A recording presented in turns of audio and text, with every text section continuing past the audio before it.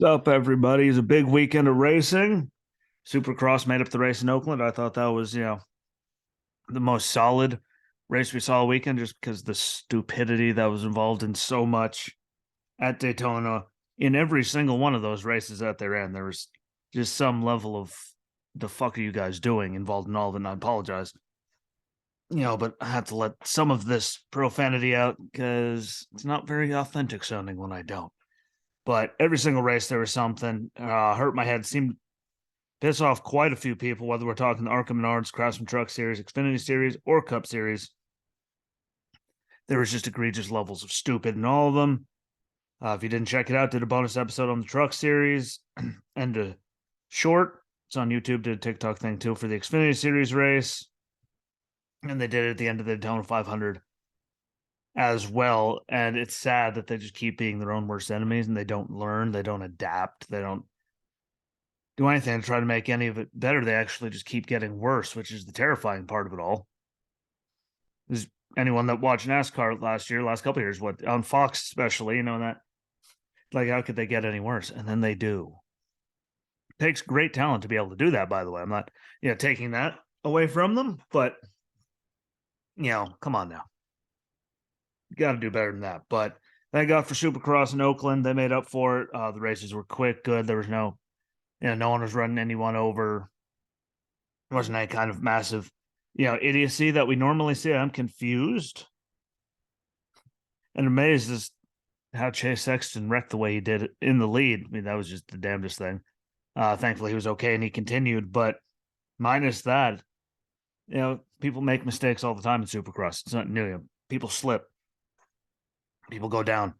His was amazing, but look up the video if you haven't. We're going to start off with that because, start off on a good note, because there was a lot of good notes from Supercross at Ring Central Coliseum. Again, this is supposed to be the second race of the season. There was all that flooding, so they had to reschedule it on what was supposed to be an off week. If you have Peacock and you haven't seen the race, you can go on there. And right at the beginning there, they show you just the swamp that was that field when all that rain and flooding was happening. So really glad to see it happen. It was good, to the point, no dumb heat races for the 250s and the 450s. The 450, the 250 West, 6 minutes plus one lap. LCQs were 5 minutes plus a lap. 250 main was 15 minutes plus one lap. And then the 450 main, obviously 20 minutes plus one lap, like they normally are. I don't think I ever mentioned it. So there's that. 250 heat one, simple, to the point. Volan got the whole shot. RJ Hampshire wins it easily by over 7 seconds. I mean, he was just gone. He was in a different level during that race, and he had a good, really good weekend. And it's good to see him up there. He's been around, for a minute, and he's solid. So I like seeing him get, even if it is only, heat victories, heats, lead to bigger things, when you keep consistently, winning heat races and being on the podiums and main events. That's a good thing. So congratulations. Yeah. Good to see RJ up there. 250 heat two. McAdoo got the whole shot. He made Jet Lawrence earn that one. If you want to watch some good racing, watch that one the last couple laps there. He did make, Jet a few mistakes, but he was almost half a second faster than everyone in the whoops. And that's where he made up a lot of his time. When he got the lead, he was gone. But Cameron McAdoo made that man earn that heat race victory. So that was good to see. 450 heat one, Ken Roxon got the whole shot, leads it all, got the win easy. 450 heat two, Tomac won it easily. 250 LCQ, Walsh got the win there. And then the 450 LCQ, Clayson wins. And again, even those things like winning LCQs, if you can consistently do that, if you have to be in them, that, does build you, a little more confidence. And, good things do start rolling when, that happens. So good stuff to see for them. Again, no one wants to be in LCQs, but if you're going to be in them, win them, because that does help, with everything overall team, morale, all kinds of things going to that. So good on them. And then the main events came. I'm not gonna lie, I was, really impressed with how much, stupid didn't happen. Because if you saw the track layout, like I shared the map, I'll make sure to do it, or you can just go on Peacock and watch it.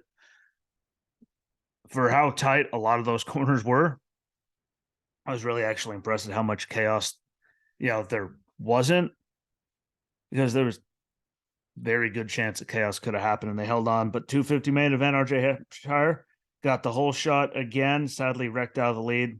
About 10 minutes left, so about 5 minutes in. Pierce Brown went down from third with about 2.5 minutes left. And then he did again shortly after that, before the race was over. Sucked, but, again, once you make one mistake and they're trying to run as hard as you can to get back to where you were, more mistakes happen. It's just compounding the problem. But Jet, Lawrence dominated again, won by over 16 seconds. RJ Hampshire got second, Cameron McAdoo third.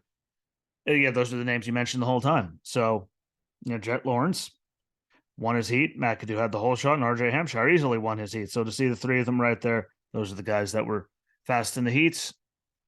And, conclude with them being fast in the main event. 450 main event. Chase Sexton got the whole shot.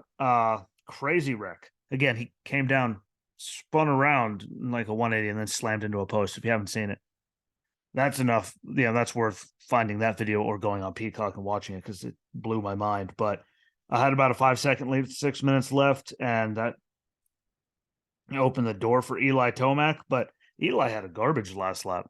He was all over God's creation. Yeah, he almost went down. No, he did. He went off course. He had really bad timing on some of the jumps there at the end. The rhythm section got him, but he ended up holding on.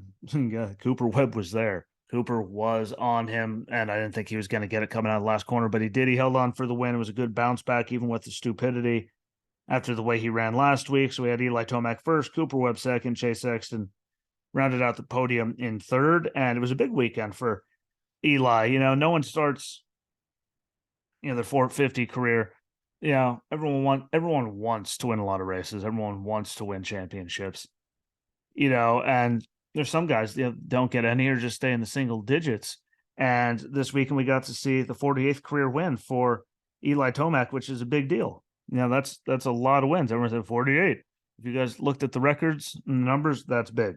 He just tied Ricky Carmichael. We all know how big Ricky is for third all time on the list. So congratulations to him. Now he's only behind Bubba Stewart, who is at 50, and Jeremy McGrath, who's at 72. And I don't think maybe Jet, as he moves over next season, maybe if he just starts off just killing it right away, maybe he could do there. The way the way he goes right now, especially as there are more races than he's running in the 250s, gives him more chances. But 72.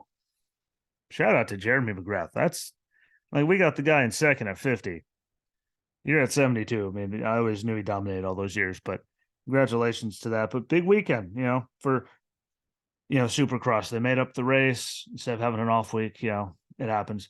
But the racing was really good. The track was just as tight and crazy, and the racing was as I expected it. But it was very clean, and there wasn't a lot of mistakes. Even though, again, I don't know what the hell Chase Sexton did. For it to just go that way, that was kind of insane. But overall, they made the weekend really good. It was enjoyable. Difficult rhythm section, tight corners, different than a lot of the stuff you get to see. I mean, they always have, tight corners, but you see people easily, jumping over triples off of tables and, not screwing it up as bad. And there was a lot of trouble for people, which, is what you want to see. You don't want to see them just looking like they're in cruise control. And even Jet was screwing up. It says something, but really looking forward to this weekend coming up. Arlington, Cowboy Stadium, Jerry World. That's what I call it. Whatever you want to call it. Bigger than my hometown, I'm pretty sure. Literally, not even joking. But Saturday, 8 p.m. on Peacock, so make sure to be ready to check that one out. I will remind everyone again later this week. But figured I'd get them their plug now. And I really enjoyed the race in Arlington last year. And the track looks fantastic that they put together. The maps, I'll put those out for you on Facebook, and I'll put 4 of them up on Twitter at Racing Rosinski, because you can only put 4 pictures. But they have a really good one there, and it always puts on a good weekend. Triple Crown, no heats, no LCQs. Everyone's just there, go 3 races. Whoever does the best, whoever gets the least amount of points wins. And see what Eli can do after how he, took himself out of the win in the last one, and see what, Lawrence is, can do, whichever one's there. But they're both dominating, leading their points right now. It's Eli's first in 450s. Then we have Jet in the 250 West and Hunter in the 250 East. So those boys are good. They're dominating it. They're killing it. Congratulations to them. They deserve it. They really do. They put in the work and it proves it. But be looking forward to that coming next weekend. It's going to be good. And now, sadly, we have to get on to the dumb shit that was the weekend at Daytona. It's one of those not sorry Reese's moments, except I don't have any Reese's. And I saw a lot of, mixed bag of emotions from a lot of people, but I know a lot of people had to agree with me that there was just stupid across all the boards, like no matter what. And took away from so much of it.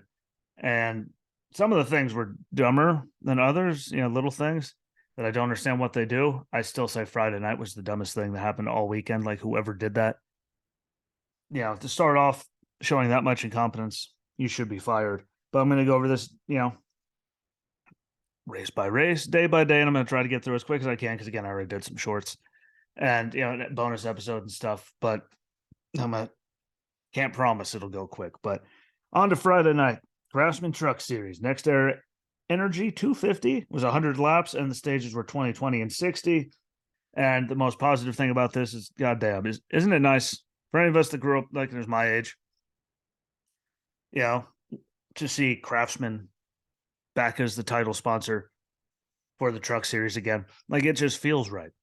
It feels fantastic. I loved every second of seeing it there. I was so happy when I heard it was coming back because, that was like my childhood right there. That's what it was. So it's really cool, for them to be there. I think they deserve way better than what they got from NASCAR in their first race back. I thought they did them completely dirty, but that's just me. Quick shout out to Nick Sanchez, won the pole by tenths. He, tenths of a second. He was really, really fast. It's good to see as he's just moving up there. Corey LaJoie and Chase Elliott were both in the race.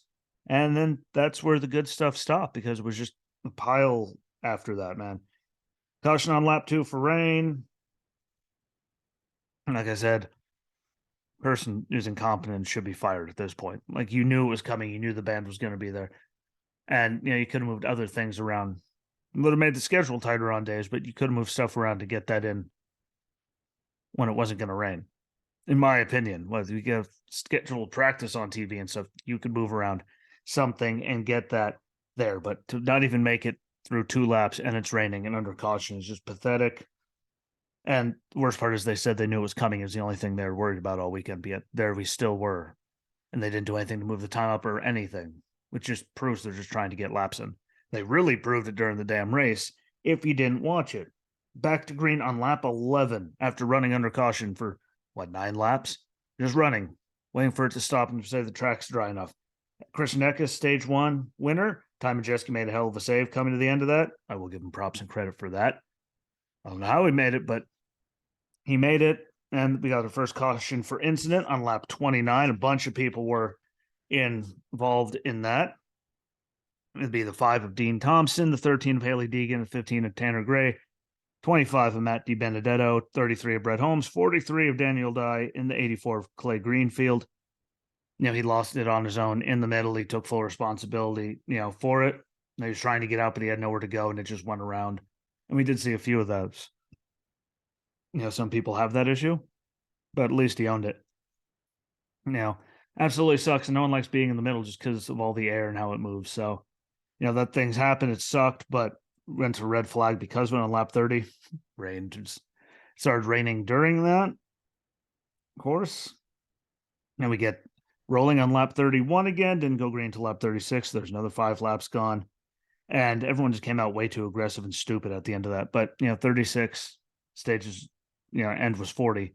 So they had 5 laps to just go and try to get whatever points and everything they could out of it. I understand why, but, getting as dumb as they did and causing issues for people just isn't the way it should go. But wreck on the last lap of stage 2, I was surprised it took that long. And there are a lot of people involved in that. Again, the 9 of Colby Howard, 32 of Brett Holmes, 52 of Stuart Friesen, 75 of Parker Kligerman, 97 of Corey Rohrbaugh, and the 99 of Ben Rhodes. And Ben turned around, still had a good day. And everyone remember when I say involved, and that could just be them spinning on their own trying to avoid it. It's not everyone getting damaged before everyone goes, oh, the hell were they involved, and go on to run good. Not saying that, and granted, we have seen people win races there with their car duct taped together, but another big one late in stage with 42 or 43 to go involved in this one. We had the 23 of Grand Enfinger. 24, Roger Carruth, who took, responsibility and owned up to the stupid, it's his rookie year. He'll learn. He'll figure it out. He'll get better because the kid's talented. He's really, super talented. Just let him figure it out. Give him a little bit. 25, Matty D again. The 43 of Daniel Dye again. And the 98 of Ty Majeski. And again, a lot of young talent in there. So far, I'm really excited about that. But, it's good to see, Raja owned it. Sucked for, Daniel Dye was in there. He's just starting off, and some of the bigger guys. But again, it's just race one. And, we'll see where they go from there. But they have a lot of talent, a lot of young talent, coming up there. That's going to be the future of that series when other people move on. So, no one's going to be perfect. There's going to be incidents. You can't be that mad about it. But caution with 33 to go for more rain. Ran it all the way down to 27, just rolling around. Shocker. Before they throw a red, they go back out there, start rolling at 26 to go, and they run it all the way down to 21 before they throw the red flag and call the race. And it's the first time in history they ran more laps under caution than green in a NASCAR Craftsman Series truck race. They only ran, 41 of them under caution. Not like it was a big deal. Not like they didn't even make it to 80. They didn't even make it to 80 lap mark of 100, but 41 of them were ran under caution. It was complete dog shit. And what else do you think they're doing with all that rain in there? I mean, right there alone, how many laps did they go? I was with 33 to go for rain, ran it down to 27. They kept running it down to 20, like they ran 12 laps right there alone. Let alone all the other, the 9 at the beginning just for rain. Like the only reason they finished that race was because they just kept circling the track while it was raining. And they knew it was coming. That's the problem, because they talked about it in the booth ad nauseum. This is the only time we were worried. And they just, sorry, NASCAR, you deserve, like, everyone deserves better. The fans that paid money deserve better. The sponsors paying for all that shit deserve better. TV deserves better. Fans of TV deserve better. The teams and the drivers that put all this time and effort into it deserve better. And then you literally run over half the race, just pacing in circles because of rain. Because after the big ones and all that, they parked them. It wasn't like they ran a million laps there. That was complete and utter just dog shit, in my opinion. And don't forget that they knew it was coming. And they did nothing, just like we saw in all the races last year. So they've learned nothing, which is a very terrible, sign of things to come. If we're already dealing with this on race one, it's only going to get worse. Hate to be that guy. But there's apparently incompetent jackasses running it. And I'm going to leave it there before I get in trouble. But congratulations to Zane Smith. He got himself into position when he had to. And it's not his fault that they just kept running circles around the track while it was raining to kill time, to get it over with, because there's no other excuse for them to have. None at all. They're just run while it's raining and kill 20 plus laps. That was bullshit. But congratulations to Zane, back-to-back wins. That's cool to see. And all the Haley Deegan haters, please just fuck off. She got stage points in stage one. And she got caught up in something like she was running, and they just came right up in front of her, and she had nowhere to go. It's really amazing how much they jump all over her, say she only has her career because of her tits and ass. Their words, not mine. That you see in all the comments. Everyone's saying all kinds of dumb shit. Please, correct me where I'm wrong, because I'm not. It's where all the hate goes. I don't see them going after the Harvicks or anyone in the world when there's nowhere for them to go and they get caught up in someone's stuff. Like, there's so many people that get so much shit. She's one of the biggest ones. Like, she got stage points. She was running good. Bang, caught up in something at Daytona, which happens, I don't know, half the field last night. So please take your just ignorant hate and bias and all that and just go somewhere else. Like, there's no place for it. It doesn't help anything. It doesn't improve anything. That is garbage. The more you know. Jackasses. But Arca Menards 200, Daytona 200, whatever it was on the website. TV said one thing, website said another, but 80 laps, it was the 40 and 40 with the break in the middle, which they always normally do. Connor Mozak on pole, which is cool to see. And the fact that there's 18 rookies in the field, including Frankie Muniz making his debut at 37. I'm just saying 18 rookies, and that, this is going to be an interesting season with 18 rookies in there. And I really want to see who's going to step up because, Raja, Daniel, Nick Sanchez, Sammy Smith and his, like, there were people that were up there all the time that have all mostly moved on. So I'm really excited to see with all these new faces and old faces as well. But who's going to step up to become, the new face of the Arca Menards, East, West, whatever you want it to do. Like, I'm really excited to see what they're going to do with that many rookies. So cool for that. 69 Scott Melton got wrecked hard on fire early. See the loud F bomb coming out of his mouth, even though I've already dropped field. Might as well leave it at that. Called the most stupid. Agree with him on that. Way too early to be driving that stupid. And then what the hell? Another what the hell moment. His one incident on fire. Obscenely, like over a 20-minute red flag to clean up that one car. Like they cleaned up multi-car wrecks faster than that. That's pathetic, ridiculous. 27 to Tim Richmond wrecked hard. Glad to see he was okay because that was a big ass hit at the angle that he got. But glad he was okay. 20 of Jesse Love involved there as well. And then back to it. Another ridiculously long caution. Really, really long. When Connor Mozek went around in the grass, no damage, no parts anywhere. And there was like 2 commercial breaks during the caution when he went through the grass. You can get the blower out there, drive down and blow the grass off. Make sure it's not on the racing surface. And keep going. There's no excuse that we had that many commercial breaks during that. Way to just keep running laps and get rid of them as well. The teams deserve better. And in the end, I'll say that was their biggest thing, though. Like that taking that long to clean that up, but they had that problem all weekend. The 20-minute red flag plus to clean up the one car incident when they cleaned up, big ones way faster than that. That was absurd. But they did make up for it and let them run back to the line when someone went sideways across the track for some reason. They're not very good at that. They wouldn't have let them do it last year. We didn't see them do it this year. And, the other 2 series I haven't talked about yet, Cup and Xfinity.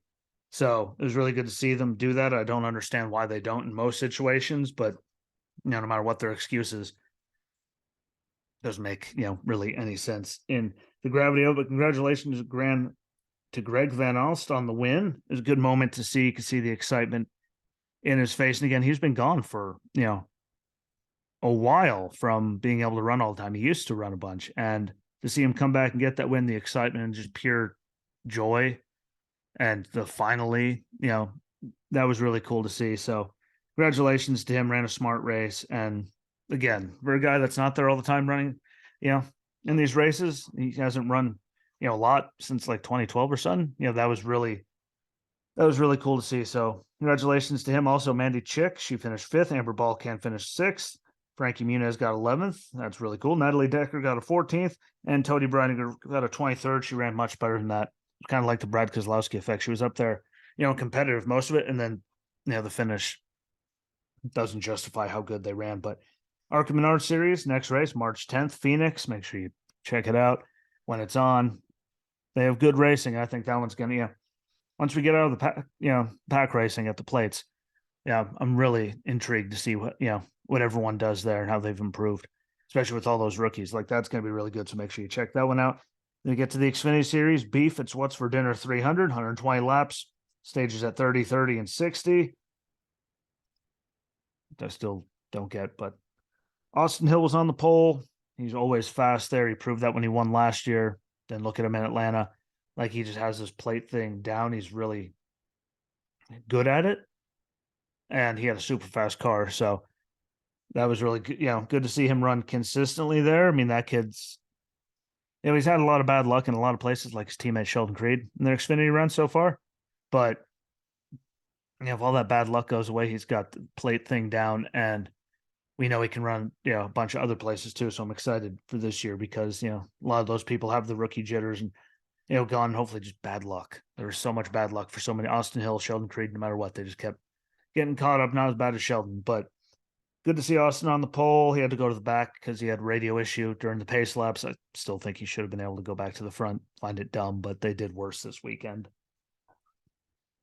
But Perkins, Sam Mayer, and Daniel Hemrick, an incident coming to the end of stage 1 with Austin Hill coming from dead last, shotgun on the field because of that radio issue, to first, which again just shows you how good he is on these, tracks, or what series you put him in. He's going to be dangerous. And that's just from last to first in 30 laps.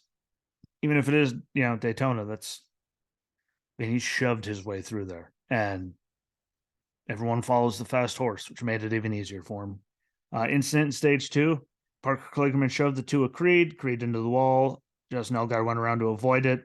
On lap 41, a lot of people involved again. Sheldon Creed, the 7 of Allgaier, the 10 of Justin Haley, 21 of Austin Hill, the 43 of Ryan Ellis, 45 of Stephen Parsons, and the 48 of Parker Kligerman. Again, Allgaier just went around and went back to win stage 2. And then Brandon Jones goes around 2 to go to cause overtime, or what I still call the green-white checker, because that's exactly what they're doing. And before we had that wreck, I do have to give a shout out to Parker Kligerman. As if you guys watched it, at least he went down low and tried to form a second lane to try to make a run towards the front. So it wasn't just single file going all the way around, so only a few people could have a chance. Too bad no one really followed him, but at least he tried, which is more than pretty much anyone can say in that situation. Then OT, Josh Berry ran out of fuel coming to the choose, so they had to add another lap. And in the end of it, Sam Mayer was upside down. BJ McLeod was involved. And they throw the caution instead of letting him run it back, which is dumb, which then gets us all to the pictures and the who did this and the who did what. And you see fans saying, they should have thrown it the second. He went upside down. It's like, yeah, but the second he went upside down. You watch it. Most, like anyone at speed was already by. Pretty much.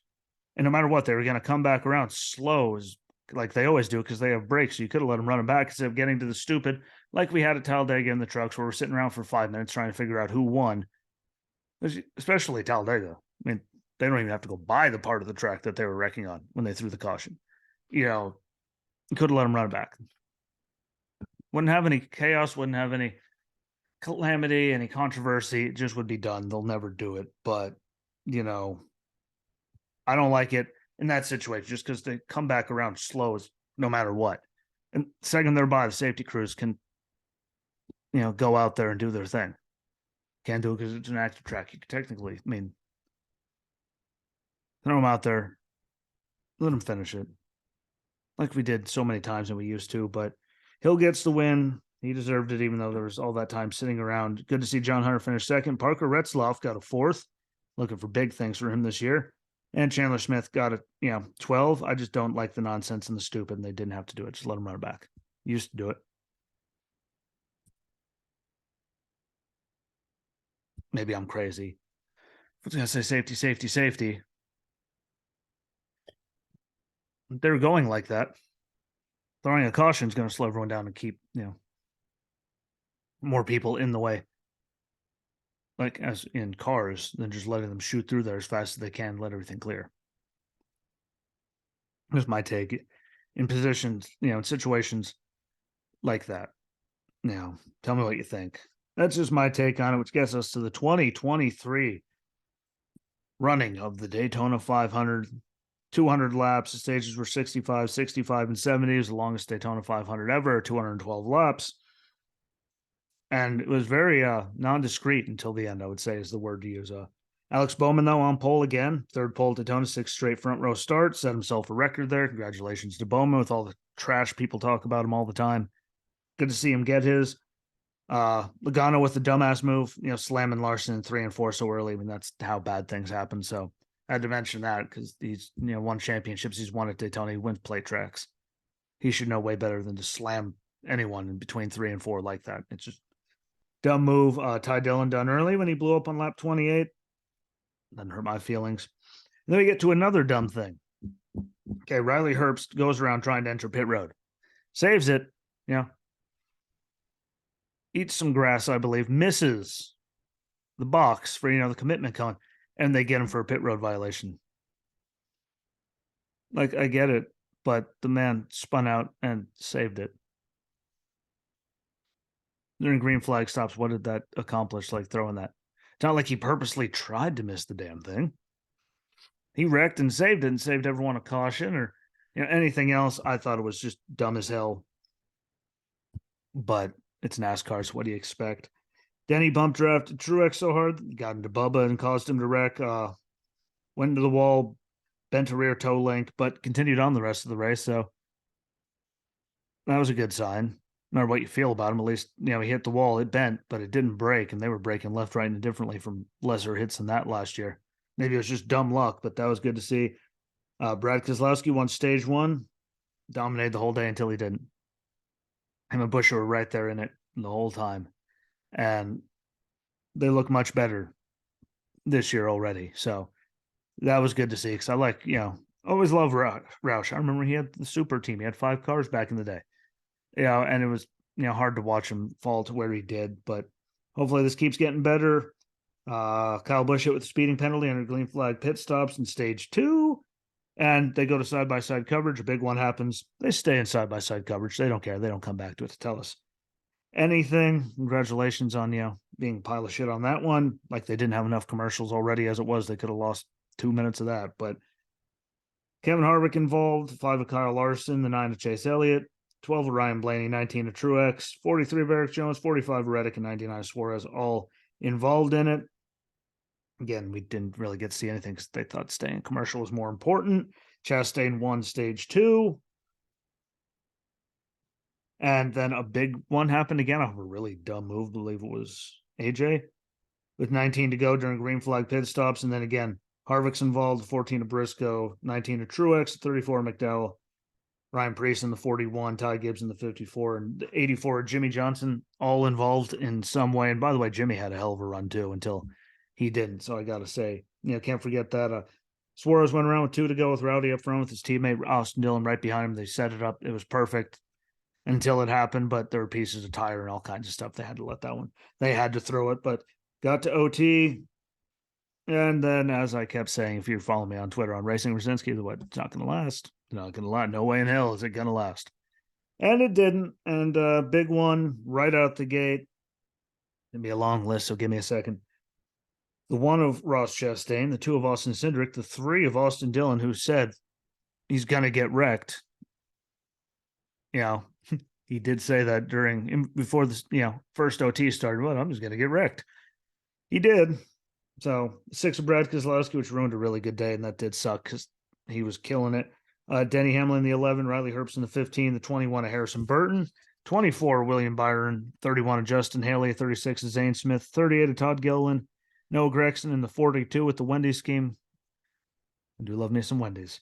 And the 84 of Jimmy Johnson, which sucked again because he had such a good run going. He was right there in the mix of things. And again, tell the people that, switched over to this car from the old one, last year, and they're, losing their minds trying to figure out a lot of them. He just jumped right in there and looked like Jimmy. Granted, it was at a plate track, but, chair, the air moves, still moves differently around all that and everything. So good to see him run that good, even though it didn't, end the way it should have. And they do it one more time, but after the white flag, Almirola turns Travis Pastrana in turn 2.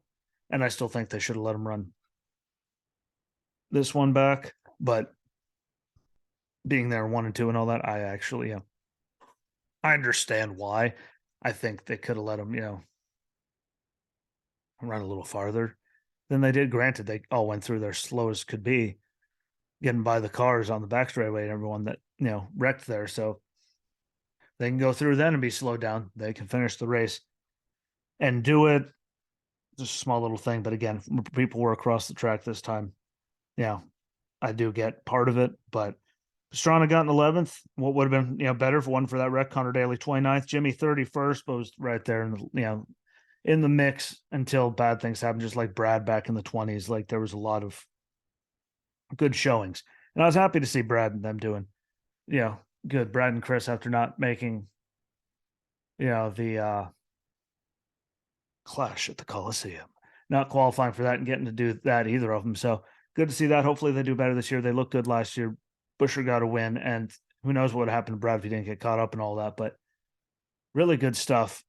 For that, it was the NASCAR decisions. Like they just make piss poor decisions, and there was so much stupid, and they just turned it up to 11. Like, oh, you thought we were done last year? Let's crank that up for you a little bit. Like, I don't get it. I don't understand, but they need to do a lot better because they're going to start losing people because I just saw all the hatred in the vitriol. And I know people personally that turned off some of the races this weekend, especially the truck one, because whoever makes those decisions has worse cognitive abilities than me. I've had a few TBIs and got ran over one time. So they got to figure that out. I figured out the commercials thing was like an NBC race. Like we had at least double digits, full screen, commercials before we made it to halfway the Daytona 500. That's unacceptable. I mean, literally, there were some times where we ran 3 laps and they went back to commercial. Rewatch it. I got it on the DVR. I'm going to. We should not be running 3 laps and going back to a full screen commercial. That's ridiculous. That's absurd. I know there wasn't a lot of wrecks to run them, but I mean, you don't have to run one every 9 seconds. Do better on that one, or do a lot more side by side so we could at least see what the fuck's going on. And when something happens on the track, do what you should do and go back to what's happening on the track. So just running out the whole commercial and us going squinting and trying to see everything. That was ridiculous. But they need to think about their fans, because their fans pay their bills, and people are turning it off because of dumb decisions they're making. That's not good for their bills or the sport. I know they're trying to grow it and do all this in different markets, but when you continuously make the same mistakes and stupid when it comes to cleaning up accidents, taking, forever, 3 laps, and, we're running caution, the rain decisions like that will not help them at all. And I wouldn't be sitting here doing this and talking about NASCAR for as many minutes as I did now if I didn't love it. I don't want to see it, get the flack it does. Everyone does dumb stuff, but they just, the stuff they do dumb, they just keep doubling down on every year. And I don't get it. I don't like it. I'm still excited for the season, minus the Chicago street race. I still think we should be at Road America, for how much Road America meant to the sport and how long they've been there. I think that's garbage. But congratulations to all the winners, whether it's Jet Lawrence, he's a freak.